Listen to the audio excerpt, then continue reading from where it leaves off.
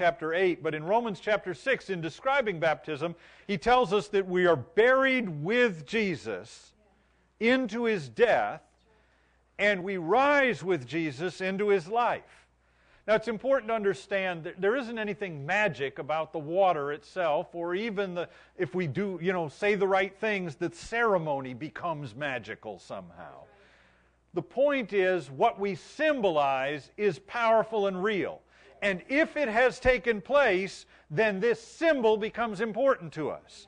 And if it hasn't taken place, then there's no amount of symbolism that will change that. It's like this wedding ring that I wear. Because the actual event that it symbolizes took place, and I'm not talking about the event which took place, 32 years ago this month. I'm talking about the event, I am talking, but the point is, it wasn't the ceremony of standing there and being dressed a certain way and people saying some certain things. The point is that God did a work in our hearts and made us one flesh.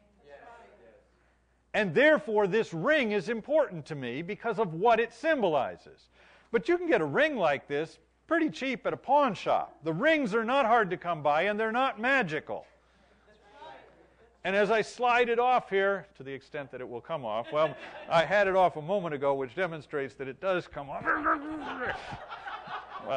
But I was not momentarily single. The ring is not what makes me married. If I lose the ring, and actually Jenny's lost 2 of them in the last 32 years, but the marriage hasn't suffered. The marriage hasn't suffered even slightly for this. Are you awake?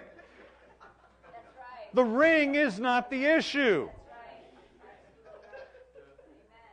Hello?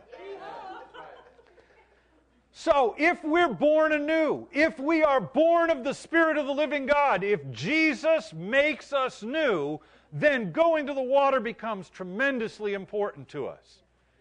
But if God hasn't birthed us by His Spirit, there isn't enough water in the earth to cleanse us from our unrighteousness.